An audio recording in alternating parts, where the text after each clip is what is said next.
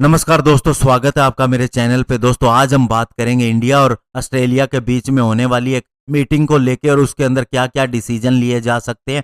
लेकिन बड़ी बात यह है कि चाइना के साथ इंडिया का भी कन्फ्लिक्ट चल रहा है और वहीं ऑस्ट्रेलिया के साथ भी चाइना का कन्फ्लिक्ट चल रहा है। ऑस्ट्रेलिया ने ये कहा था कि अब चाइना की जांच होनी चाहिए और इसके अंदर उसने बढ़ चढ़ के हिस्सा लिया था और बाद में अन्य कंट्रीज भी उसके अंदर आ गई थी। तो तब से चाइना जो है वो ऑस्ट्रेलिया की चीजें वहां से मंगवाता है, इंपोर्ट करता है, उसके ऊपर उसने टैरिफ बढ़ा दिया है और ऑस्ट्रेलिया को सबक सिखाने की भी चेतावनी दी है। तो ऐसे में दोस्तों इंडिया और ऑस्ट्रेलिया का साथ आना जरूरी हो जाता है। इसी के ऊपर हम बात करेंगे। दोस्तों जून 4 को दोनों देशों की एक वर्चुअल समिट होनी है और उसके अंदर माना जा रहा है इंडिया और ऑस्ट्रेलिया जो है एक एग्रीमेंट पे साइन कर सकते हैं, जिसके अंदर दोस्तों दोनों देश एक दूसरे के मिलिट्री, लॉजिस्टिक फैसिलिटी और अदर चीजों को इस्तेमाल कर सकते हैं और ये एक तरह से अल्टरनेटिव हो सकता है सप्लाई चेन के लिए। हालांकि दोस्तों प्राइम मिनिस्टर नरेंद्र मोदी और Australian prime minister Scott Morrison के बीच में यह मीटिंग हो सकती है, इसकी ऑफिशियल घोषणा अभी नहीं हुई है।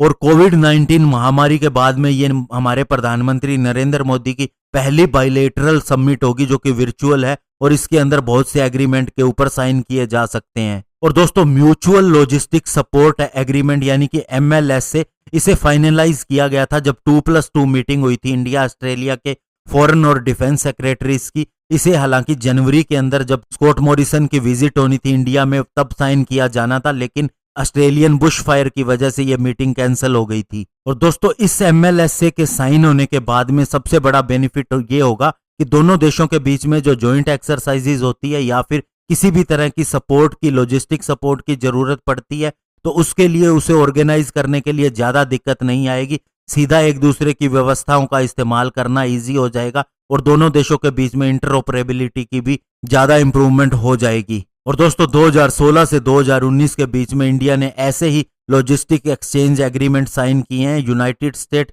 सिंगापुर, फ्रांस और साउथ कोरिया के साथ में। और दोस्तों MLSA पे साइन तो होंगे ही, इसके अलावा और भी जो बड़ी बातें हो रही हैं इंडिया और ऑस्ट्रेलिया के बीच में वो स्पेशली दोस्तों इसके ऊपर है कि साइंस और technology research, pharmaceutical, medical equipment, इसके अलावा rare earth metal, critical minerals और इनके ऊपर भी और इनकी सप्लाई चेन के ऊपर भी बहुत बड़े एग्रीमेंट हो सकते हैं। और जोर इस बात पे होगा कि चाइना के ऊपर लेस डिपेंड होना पड़े इन चीजों के लिए। और दोस्तों कोविड-19 के पहले भी दोनों देश आपस में कोऑपरेट करने की बात कर रहे थे, स्पेशली दोस्तों रेयर अर्थ मेटल जैसे कि लिथियम, नियोडाइमियम और डिस्प्रोसियम को लेके, जिसका कि ऑस्ट्रेलिया के पास एक लार्जेस्ट रिजर्व है। और दोस्तों इंडिया अपना 90% इंपोर्ट जो है वो चाइना से करता है और 2016 में अगर इसकी कीमत मानी जाए तो वो $3.4 मिलियन थी। और अभी दोस्तों अगर ये साइन हो जाता है तो चाइना की जगह ऑस्ट्रेलिया से ये चीजें ली जा सकती हैं। इसके अलावा दोनों देश एजुकेशन के अंदर भी पार्टनरशिप को लेकर बात करेंगे, क्योंकि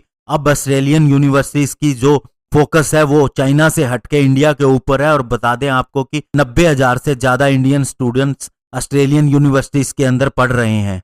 इसके अलावा मैरीटाइम स्फीयर और वाटर रिसोर्सेज को लेके भी नेगोशिएशन हो सकती हैं। और दोस्तों कोविड-19 को लेके भी इसके ऊपर रिसर्च कोलैबोरेशन के ऊपर भी काम हो सकता है। और दोस्तों ऑस्ट्रेलियन PM मॉरिसन ने पहले ही कहा है कि इंडिया एक नेचुरल पार्टनर है ऑस्ट्रेलिया का और अभी ऑस्ट्रेलियन हाई कमिश्नर का कहना है कि दोनों साइड्स आपस में रेगुलर डिस्कशन कर रही हैं कि कोविड-19 के बाद में वर्ल्ड ऑर्डर कैसा होना चाहिए और WHO को रिफॉर्म करना जैसा कि इंडिया चाहता है उसका हम भी समर्थन करते हैं। और कल ही दोस्तों डिफेंस मिनिस्टर राजनाथ सिंह ने अपने ऑस्ट्रेलियन काउंटर पार्ट से बात की और दोनों ने कोविड-19 पेंडेमिक को लेके किस तरह की सिचुएशन है और किस तरह का कोऑपरेशन हो सकता है इसके ऊपर भी बात की है।